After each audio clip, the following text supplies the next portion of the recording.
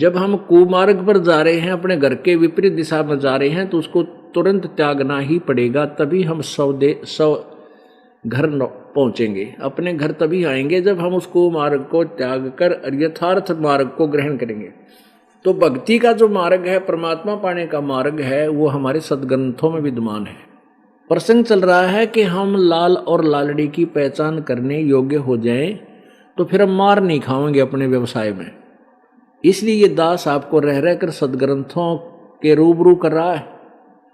आज सभी समाज शिक्षित है, चाहे बूढ़े हो गए हुए भी शिक्षित है, क्योंकि हमारी उम्र के सारे पढ़े लिखे हैं और बेशक बूढ़े हो गए, पर नजर इसी कसूती गाड़े ही सदग्रंथों के ऊपर, क्योंकि हमने भगवान की चाह थी और सदग्रंथों को पढ़ने का हमारा की उमंग थी, लेकिन हम समझे नहीं पाया करते इसमें लिख के रखा है, इसलिए थोड़े 10-5 प्रश्न पढ़ा करते फिर रख देते ठाके।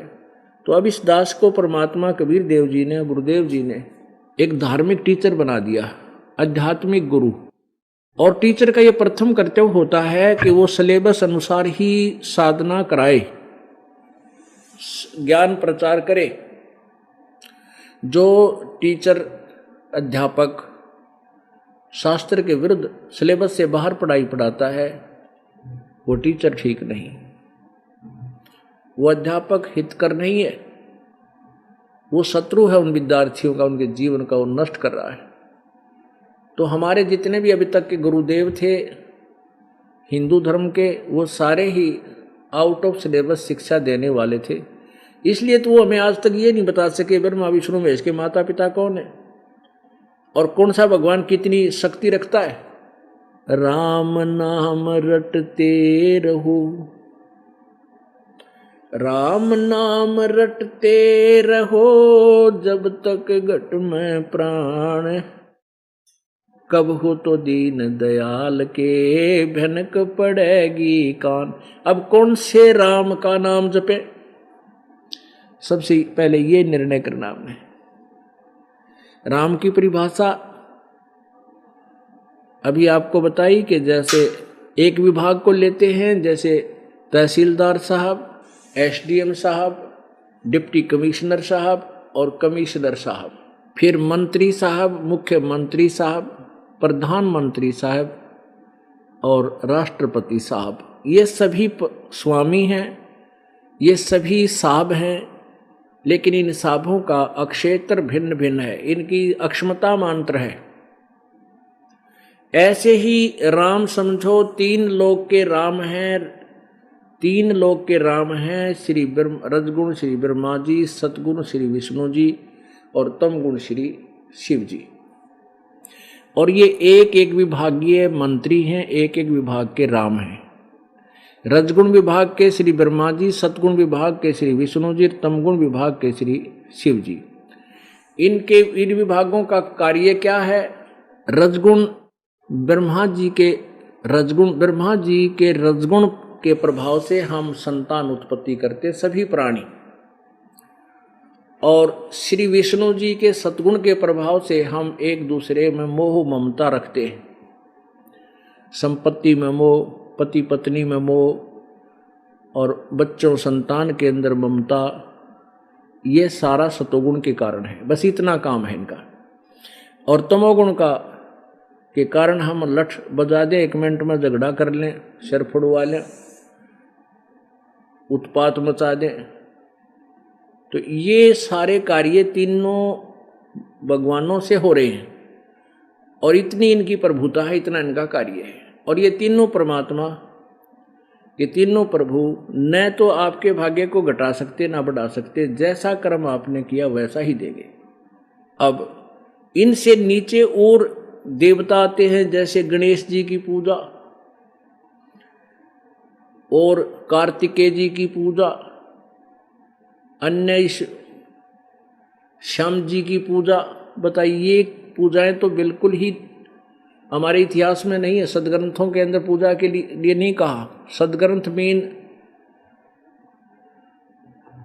चारों वेद और पवित्र गीता जी, पवित्र चारों वेद, पवित्र गीता जी और पवित्र 5वां वेद जो है सूक्ष्म वेद, उसके विषय में तो कोई जानता ही नहीं, उसका भी अभी परमेश्वर की कृपा से इस दास ने ही प्रकाश किया है।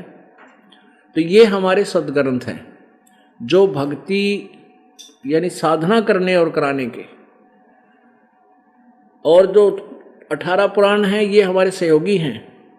अब जैसे हम श्री गणेश जी की पूजा करते हैं तो हम श्री गणेश जी के लोक में जाकर उनके गण बन जावांगे, गण, क्योंकि गणेश इसीलिए कहलाता है उन गणों के ऊपर स्वामी, बस इतना मालिक है। और अपने जैसे भी कोई पुण्य थे उनको समाप्त करके वापस ही हम फिर तुरंत ही 84 लाख योनियों में आ जाएंगे। यदि हम श्री ब्रह्मा जी की तो पूजा होती ही नहीं पृथ्वी लोक पर, ये इन्होंने दंत कथा बना रखी है कि भाई इसकी पूजा नहीं करनी चाहिए ब्रह्मा की। और हमारे भगवान यानी सूक्ष्म वेद के अंदर है कि इन तीनों की मिलाकर तीनों का ही की साधना करनी पड़ेगी, तभी आपका जो टेम्परेचर बैलेंस रहेगा। लेकिन हम इनकी पूजा नहीं साधना करेंगे। पूजा और साधना का कैसे अंतर है ये थोड़ा सा समझना पड़ेगा। हम इनका सत्कार करते हैं, पूजा नहीं करते इन भगवानों की।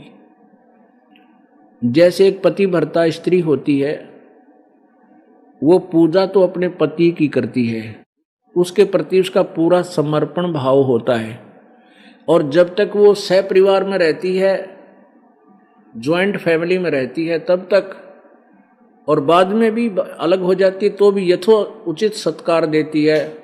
सासू को सास को माँ के तुल्य, ससुर को पिता के तुल्य, और जेठ को बड़े भाई के तुल्य, बाप के तुल्य, और देवर को अपने छोटे भाई की तरह, और ननंद को अपनी बहनों की तरह। तो वो एक विशेष उनके प्रति भी, ऐसे देवर के प्रति भी, उनका देवरानियों के प्रति भी, तो वो उन सब का सत्कार करती है और बहुत ही आदर और शिष्टाचार से उनको पेश आती है। लेकिन वो पूजा अपने पति की करती है। जब वो भिन्न होती है, अलग हो जाती है, न्यारी हो जाती है, तो अपना जो हिस्से का सामान आया है एक एक चम्मच तक उठा कर रख लेगी, एक नहीं छोड़ा उनमें, अपने पति के साथ चली जाती है। क्योंकि उसका वास्तविक लगाव अपने पति से ही था और उसको पता था मेरा इसी से संबंध है, इनसे तो अस्थायी संबंध है। तो ऐसे ही पुण्यात्माओं, जैसे हम साधना जो करेंगे, हम आपको सबसे पहले गणेश जी, ब्रह्मा जी, विष्णु जी, शिव जी, दुर्गा जी और ब्रह्म जी, इन सब की पूजाएं साजली देंगे। और साधनाएं, पूजा नहीं देंगे, साधनाएं देंगे। साधना का ऐसा समझो कि मजदूरी समझो। एक जैसे हमने किसी से कर्जा ले रखा है और मजदूरी करके उसके कर्जे को देना है, इसका नाम साधना होता है। और पूजा का अर्थ है कि जिसके लिए हम मजदूरी कर रहे हैं, हमने इससे यहाँ कर्जे से मुक्त होकर के कहाँ जाना है, पूजा हम उस परम पिता की करेंगे जिसके पास हमने जाने के लिए ये सारा कुछ करना पड़ रहा है। तो ये साधना है, ये मजदूरी है। तो हम सबसे पहले आपको इन भगवानों की साधना देंगे जिससे आप इनके द्वारा लिए हुए कर्जे से मुक्त हो जाओगे। क्योंकि हम विदेश में रह रहे हैं, हमारा देश नहीं है ये, और यहाँ हम जब तक रहेंगे, व्यापार बिजनेस करेंगे, धनी होंगे, तभी तो यहाँ से बाहर जाने का किराया भी कोई नहीं हमारे पास। तो वो यहाँ का कर्जा उतारेंगे, रास्ते का किराया लेंगे, तब हम स्वदेश पहुँचेंगे।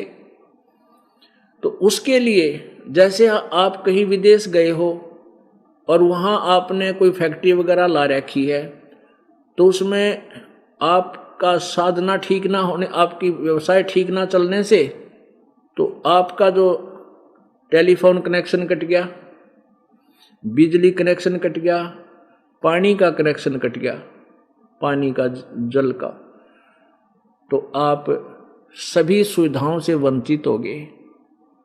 अब वो स्थिति आप जी की हो चुकी है कि आप इस काल के लोक में आके और शास्त्र विरुद्ध साधना करके इतने निर्धन हो गए हो कि आपकी सब सुविधाएं बंद हो चुकी हैं, और आपके पिछले संस्कार थे वो सतयुग त्रेता द्वापर में आपने खराब कर दिए। अब कलयुग में प्रत्येक व्यक्ति के ऊपर विशेष आपदाएं हैं और सभी परमात्मा से इनका समाधान के लिए भी कोशिश करते हैं, पर कोई लाभ नहीं हो रहा।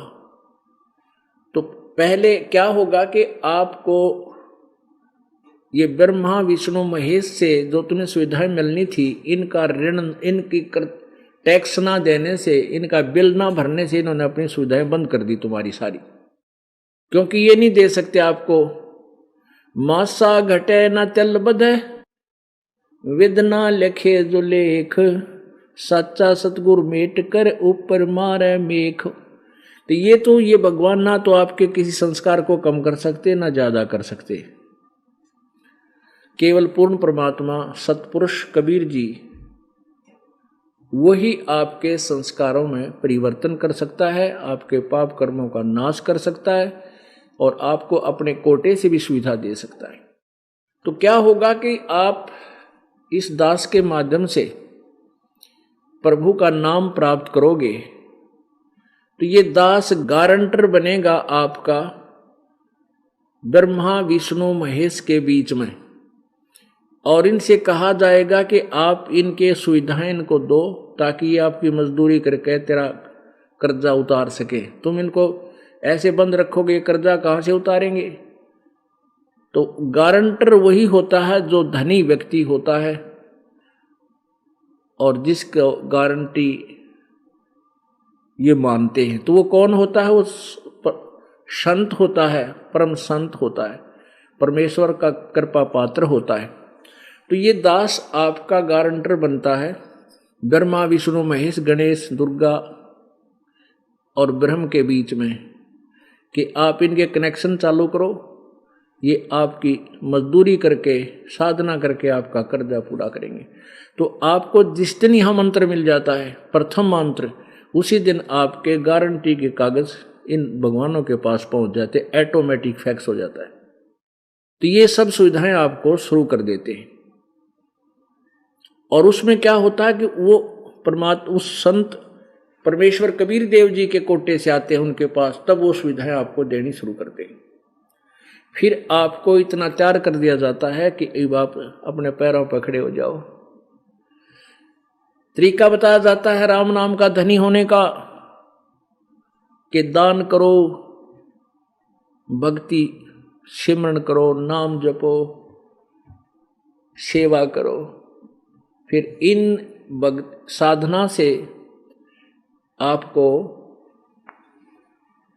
क्या सुविधा होगी कि आपके अंदर जो शरीर में कमल बने हुए हैं, कमल हमारे शरीर में प्रत्येक मानव के, स्त्री या पुरुष के शरीर में रीढ़ की हड्डी, बैकबोन के अंदरली साइड में, पेट की तरफ, ऐसे मांस और हड्डी के बीच में एक बहुत सुंदर, बहुत ही बारीक सा आंतड़ियों की लाइन सी है, पट्टी सी बनी हुई है, उसके ऊपर स्थान स्थान पर ये कमल बने हैं। तो इन नाम के जाप से वो कमल धीरे धीरे जो है खिलने शुरू होंगे, फूलने शुरू हो जाएंगे। जितनी भक्ति आपकी होती जाएगी, अंदर के जो कमल है वो खिलते जाएंगे। कहने का भाव ये है कि जितनी आपकी कमाई धन वहाँ पहुँचता जाएगा इनके अकाउंट में, आपके अकाउंट में, उतनी ही सुविधा, उतना ही राहत आपको ये ब्रह्मा विष्णु महेश गणेश और दुर्गा देना प्रारंभ कर देंगी। तो आपके घर में सुख, आपके शरीर में सुख, काम में बरकत बहुत घनी होने लग जाएगी। और जब आप यहाँ से चलोगे तो आपके जाने में रास्ते में बाधा नहीं होगी, आप ऋण मुक्त होगे। ब्रह्मा विष्णु महेश गणेश और दुर्गा आपको रोकेंगी नहीं कि जाओ भाई हमारे कागज पूरे, हम नहीं रोकेंगे अपने। तो इनकी भक्ति, इनकी साधना करनी है। हम सबसे पहले आपको इनकी प्रॉपर वे, भक्ति का प्रॉपर वे बताएंगे, शास्त्र अनुकूल साधना देंगे, जिससे ये लाभ आपको देंगे। अब इसके बाद इन्हीं साधना से हमारा काम नहीं चलेगा। इसके बाद हमारे ऊपर इस ब्रह्म का भी कर्जा है, 21 ब्रह्मांड के प्रभु का भी कर्जा है, ऋण है। इसके लिए भी एक मंत्र हम आपको देंगे, उस मंत्र का जाप करके हम इसके ऋण को उतारेंगे। फिर हम परब्रह्म अक्षर पुरुष के लोक से ब्रह्मांडों को पार करके सतलोक जाएंगे अपने घर पे। तो रास्ते में इसके ब्रह्मांडों, बहुत लंबा रास्ता है, उसका भी हमने टैक्स देना होगा, किराया देना होगा, इसके लोकों से जाने का, उसका भी मंत्र है।